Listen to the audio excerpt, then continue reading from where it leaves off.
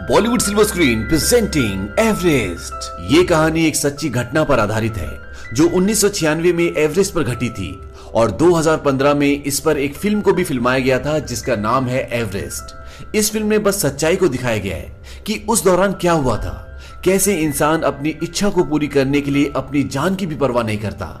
1953 में Edmund Hillary और टेंजिंग नोर्गे पहले दो ऐसे इंसान थे जो पहली बार एवरेस्ट पे चढ़े। इसके बाद बहुत कम ऐसे लोग थे जो एवरेस्ट पे चढ़े, क्योंकि एवरेस्ट पे चढ़ने का मतलब मौत है। पर 1992 में रॉब हॉल नाम के एक आदमी ने इसे अपना बिजनेस बना लिया और उसने लोगों को एवरेस्ट पे ले जाने का काम शुरू कर दिया और अगले 4 सालों में वो 19 लोगों को बिना किसी हादसे के एवरेस्ट पे ले गया। सन 1996 में रॉब एक और टीम को एवरेस्ट पे ले जाने के लिए तैयार होता है। जाने से पहले रॉब की बीवी बोलती है कि जल्दी वापस आना, क्योंकि वो प्रेग्नेंट होती है।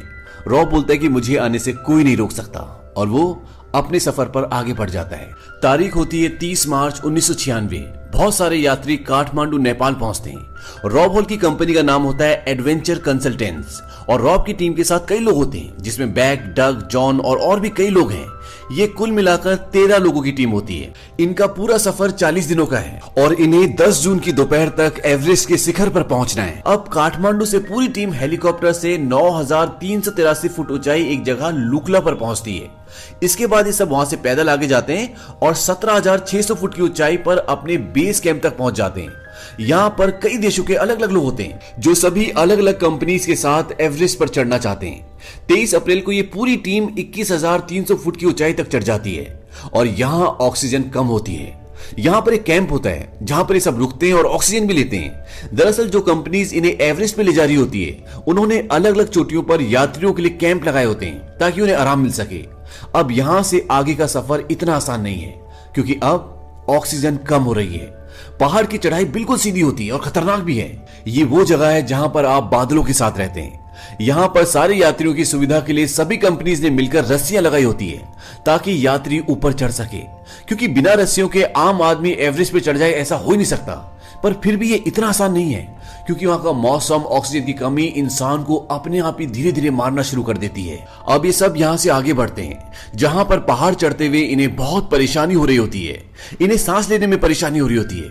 फिर भी ये सब आगे बढ़ते रहते हैं और 24,000 फीट ऊपर पहाड़ पर चढ़ जाते हैं। अब नीचे कैंप से हेलन, जो कि रॉब की टीम में होती है, रॉब को मौसम की जानकारी देती है कि मौसम तेजी से बदल रहा है, पर मौसम ने अपना रास्ता बदल लिया है। लेकिन अगर ये उत्तर की तरफ नहीं गया तो 11 तारीख को बहुत बर्बादी हो सकती है। रॉब बोलता है यहाँ कोई मौसम नहीं होता, पहाड़ अपना रास्ता खुद बनाते हैं और ये वहां से अपनी पूरी टीम के साथ पहाड़ की खड़ी चढ़ाई पर चढ़ना शुरू कर देते हैं जहां हवा बहुत तेज होती है और एक एक कदम बढ़ाना भी मुश्किल हो रहा होता है। लेकिन इन सब की कहीं ना कहीं एक जिद है कि इन्हें ये कर दिखाना है, इसीलिए लगातार बढ़ते रहते हैं और ये अपने अगले कैंप पर, जो कि 26,085 फीट की ऊंचाई पर है, वहां पहुंच जाते हैं। और इस ऊंचाई पर मौसम बहुत खराब होता है और यहाँ पर सब ये तय करते हैं कि अब ये आगे नहीं बढ़ेंगे क्योंकि आगे बढ़ने का मतलब मौत है। लेकिन शुक्रवार 10 मई को मौसम एकदम शांत हो जाता है। तूफान का कोई नामो निशान नहीं होता और रात को 12:30 बजे ये सब ऊपर चढ़ने का फैसला करते हैं और यहाँ से शिखर पर पहुंचने का रास्ता 12 घंटे का है। और ये सब इस उम्मीद से आगे बढ़ना शुरू कर देते हैं कि कुछ ही घंटों में ये अपने सपने को पूरा कर लेंगे। इसके बाद ये 27,600 किलोमीटर ऊपर पहुंच जाते हैं। वक्त होता है सुबह के 4:39। यहाँ पर इनकी टीम में एक आदमी होता है जिसका नाम बैक है। उसकी आंखों में कुछ प्रॉब्लम होना शुरू हो जाती है। उसे धुंधला दिख रहा होता है क्योंकि कुछ ही साल पहले उसकी आंखों की सर्जरी हुई थी। रॉब उसे बोलता है कि हम आगे बढ़ रहे हैं और अगर तुम ठीक महसूस करो तो आधे घंटे बाद तुम भी आगे बढ़ जाना, नहीं तो तुम्हें अपना सफर यहीं खत्म करना होगा।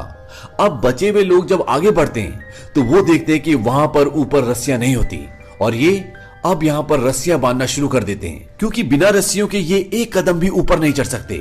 और यहाँ से 3 लोग वापस लौटने का फैसला कर लेते हैं क्योंकि यहाँ पर हवाएं बहुत तेज होती है, बहुत ठंड होती है और इनकी ऑक्सीजन भी खत्म हो चुकी होती है और इसीलिए मंजिल के बहुत करीब होने के बावजूद भी अब ये रिस्क नहीं लेना चाहते और वापस लौट जाते हैं। यहाँ पर एवरेस्ट के पहाड़ पर बहुत गहरी गहरी बर्फ की दरारें होती है जिनकी तह भी नहीं दिखती और इन्हीं दरारों में गिरकर 19 लोगों की मौत हो चुकी है। इसीलिए बिना रस्सियों के, बिना सेफ्टी के ये एक कदम भी आगे नहीं बढ़ सकते। अब इनकी पूरी टीम जिस जगह पर होती है ये 28,740 फीट की ऊंचाई पर है और जब लोग इतनी ऊंचाई पर पहुंच जाते हैं तो उन्हें हाइपोथर्मिया हो जाता है। हाइपोथर्मिया ऑक्सीजन की कमी से होता है जिसमें गर्मी लगती है, जुबान लड़खड़ाती है और गुस्सा भी आता है। जैसे जैसे लोग ऊंचाई पर चढ़ते जाते हैं उन्हें बहुत सारी कॉम्प्लिकेशंस होती हैं, जैसे दिमाग में सूजन आना, फेफड़ों में पानी भर जाना, और ये सब मौत की एक वजह हो सकती है। अब ये रस्सियां लगा लेते हैं और पहाड़ पर आगे चढ़ने की तैयारी करते हैं। इन सब की हालत खराब हो चुकी है, किसी के अंदर शक्ति नहीं है, बस एक जज्बा है जिसकी वजह से सब आगे बढ़ रहे हैं। और दोपहर 1:14 पर ये एवरेस्ट की चोटी पर पहुंच जाते हैं। इन्होंने कर दिखाया होता है जो ये करना चाहते थे। रॉब और उसकी टीम बहुत खुश होती है और कुछ ही देर में ये वापस लौटने का फैसला करती है। वैसे प्लान के हिसाब से इन्हें 2 बजे तक वापस लौटना चाहिए था, पर ये सब लेट हो जाते हैं और यहाँ पर पहाड़ों पर बादल मंडराना शुरू हो जाते हैं और इन सब से सांस भी नहीं ली जा रही होती क्योंकि सबका ऑक्सीजन खत्म हो चुका है। रॉब कैंप से संपर्क करता है, वो बताता है कि ऑक्सीजन खत्म हो चुका है और जितने भी ये एवरेस्ट की चोटी तक पहुंचे अब ये सब वापस लौटना शुरू कर रहे हैं और ये लौटना शुरू भी कर देते हैं। अब ये थोड़ा सा नीचे आए होते हैं, तभी वहां पर एक और इन्हीं का टीम का आदमी जिसका नाम डग होता है वो आ रहा होता है। रॉब उसे मना करता है, पर वो कहता है कि अगर वो आज ऊपर नहीं किया तो वो दोबारा कभी नहीं आ पाएगा और रॉब उसे बड़ी मुश्किल से ऊपर ले जाता है। डग की हालत खराब होती है, पर वो एवरेस्ट के शिखर तक पहुंच जाता है और जब वो वहां से नीचे उतरना शुरू करते हैं तो डग की हालत खराब हो चुकी होती है। वो लगभग बेहोशी की हालत में होता है और अब ये दोनों ऊपर फंस चुके हैं। रॉब की टीम रॉब को वापस आने के लिए बोलती है, पर रॉब मना कर देता है। वो बोलता है कि मैं डग को छोड़कर नहीं आऊंगा, ये एक इंसानी जिंदगी का सवाल है, और वो रस्सियों के सहारे बड़ी मुश्किल से उसे नीचे उतारने की कोशिश करता है। और तभी यहाँ पर बहुत जोर से तूफान शुरू हो जाता है और रॉब डग को बहुत मुश्किल से एक जगह छोड़कर ऑक्सीजन लेने के लिए जा रहा होता है। वो डग को बोलता है कि तुम यहां से हिलना मत, लेकिन डग का दिमाग पूरी तरह से सुन्न हो चुका है और वो भी उसके पीछे आने लगता है। ये बात रॉब को पता नहीं चलती और डग खाई में गिर जाता है और उसकी मौत हो जाती है। यहाँ पर रॉब भी बुरी तरह से थक चुका होता है और वो वहीं बैठ जाता है। तभी वहां पर उसका एक साथी आ जाता है जिसे ऑक्सीजन का आधा सिलेंडर मिला होता है और वो रॉब को ऑक्सीजन देता है और वो दोनों तूफान में नीचे उतरना शुरू कर देते हैं। ये कुल मिलाकर 13 लोग होते हैं जो ऊपर फंसे हुए होते हैं और तूफान बढ़ता ही जा रहा होता है। अभी रात के 3 बजे होते हैं और नीचे कैंप से उन्हें बताया जाता है कि उनकी मदद के लिए लोगों को उनके पास भेजा जा रहा है, पर वो तभी वहां पर आ सकते हैं जब तूफान रुकेगा। और ऊपर लोग तूफान से, ठंड से और ऑक्सीजन की कमी से मर रहे होते हैं। अब सुबह के 5 बज जाते हैं और आज दिन होता है 11 मई का। रॉब के साथ जो उसका दूसरा साथी होता है, ठंड और थकान की वजह से उस ऊंचाई पर उसका दिमाग काम करना बंद कर देता है और जब रॉब खुद बेहोशी की हालत में होता है तो उसका साथी अपनी जैकेट उतार देता है और बोलता है बहुत गर्मी हो रही है और पहाड़ से नीचे स्लाइड कर जाता है। अब तक इनका कैंप से पूरी तरह से संपर्क टूट चुका है, पर जब तूफान बंद होता है तभी रॉब का कॉल आता है। वो बोलता है कि मैं हिल भी नहीं पा रहा हूं क्योंकि उसके हाथ पैर जम चुके होते हैं। वो उन्हें बताता है कि मुझे मदद चाहिए और मेरा साथी मर चुका है। वो लोग रॉब को बोलते हैं कि तुम्हें किसी भी तरह नीचे आना होगा क्योंकि वहां पर ऊपर अभी भी बहुत तेज हवाएं होती है, पर रॉब बोलता है कि मैं नहीं आ पाऊंगा और इसके बाद इनका कनेक्शन कट जाता है। अब नीचे इनकी टीम बोलती है कि रॉब की वाइफ को कॉल लगाओ और उसका फोन सैटेलाइट फोन के पास रखो, उसे अपनी वाइफ की आवाज सुनकर हिम्मत मिलेगी।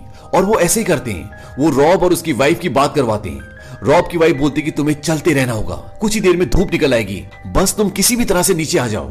रॉब को वहां पर बहुत दिक्कत हो रही होती है क्योंकि वहां पर हवाएं बहुत तेज होती है और बिना ऑक्सीजन के सांस लेने में काफी तकलीफ भी हो रही होती है। रॉब बोलता है कि मेरे हाथ पैर जम चुके हैं।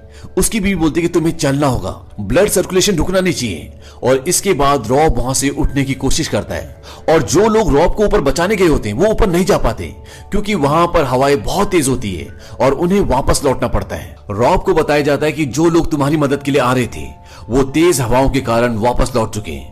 रॉब बोलता है कि मुझे एक और रात यहाँ पर रुकना पड़ेगा क्योंकि वो वहां से अकेला नहीं निकल सकता। वहीं रॉब की वाइफ उसके लिए बहुत चिंतित होती है और वो बोलती है कि मुझे रॉब से बात करनी है और वो रॉब से बोलती है कि तुम्हें घर आना होगा, मैं तुम्हारा इंतजार कर रही हूँ। रॉब अपनी वाइफ को बोलता है कि मैं सारा से नहीं मिल पाऊंगा। उसकी वाइफ के पेट में जो बच्चा होता है वो एक लड़की होती है और रॉब ने पहले उसका नाम सारा रख दिया होता है। रॉब बोलता है कि मुझे माफ कर देना, मैं उससे मिल नहीं पाऊंगा क्योंकि रॉब समझ जाता है कि वो यहाँ से नहीं निकल सकता और ये उसका आखिरी वक्त है। रॉब की वाइफ बोलती है कि ऐसा मत कहो, तुम ऐसे हार नहीं मान सकते। रॉब बोलता है कि मैं तुम्हें बहुत प्यार करता हूँ, तुम अपना ख्याल रखना। और इसके बाद उनका फोन डिस्कनेक्ट हो जाता है। वहीं दूसरी तरफ बैग, जिसे दिखने में परेशानी हो रही होती है, वो नीचे उतरने वाले लोगों के साथ नीचे की तरफ कुछ दूरी तक आ चुका होता है, पर रात को तूफान में वहां से सब लोग जा चुके होते हैं और जो भी वहां बसते हैं वो सब मर चुके होते हैं। पर बैग अभी भी जिंदा होता है और उसको हेल्यूसिनेशन होना शुरू हो जाते हैं, यानी कि भ्रम। उसे अपनी बीवी और बच्चे दिखते हैं और वो पूरी हिम्मत से लड़खड़ाता हुआ आगे बढ़ता है और वो नीचे कैंप तक पहुंच जाता है जहां पर और भी लोग होते हैं। लेकिन उसकी हालत बहुत खराब होती है और अगर उसे मेडिकल हेल्प नहीं मिली, उसे नीचे नहीं लाया गया, तो वो मर जाएगा। और जब ये बात उसकी फैमिली को पता चलती है तो बैक की वाइफ बोलती है कि हेलीकॉप्टर का इंतजाम मैं कर लूंगी। हेलन जो कि रॉब की टीम में होती है, वो बोलती कि ऊपर हवा का दबाव बहुत ज्यादा है, वहां पर हेलीकॉप्टर नहीं जा सकता। पर बैक की वाइफ नेपाल में जो अमेरिकन एम्बेसी होती है वहां कॉल करती है और वो उन्हें बैक की मदद के लिए प्रेशराइज करती है और वो बैक के लिए हेलीकॉप्टर भिजवाते हैं और बड़ी मुश्किल से वो हेलीकॉप्टर की मदद भिजवाकर बैक को बचा लेते हैं। वहीं दूसरी तरफ रॉब वहां से नीचे नहीं आ पाता और वो इन्हीं पहाड़ों में हमेशा के लिए बाकी बचे हुए लोगों के साथ रह जाता है। उन सब की मृत्यु हो जाती है। यहाँ बैग को नीचे ले आते हैं और उसका इलाज होता है, पर हाथों और नाक का खून जमने की वजह से वो गल गए होते हैं, जिसकी वजह से उसके हाथ और नाक काटनी पड़ती है। लेकिन बैग की फैमिली उसका साथ देती है और आज भी वो अपनी वाइफ के साथ, अपने बच्चों के साथ रहता है। जुलाई 1996 में रॉब की बेटी होती है और उसका नाम उसकी पत्नी सारा रखती है, जैसा कि रॉब चाहता था। तो ये था 1996 का वो दर्दनाक हादसा जिसमें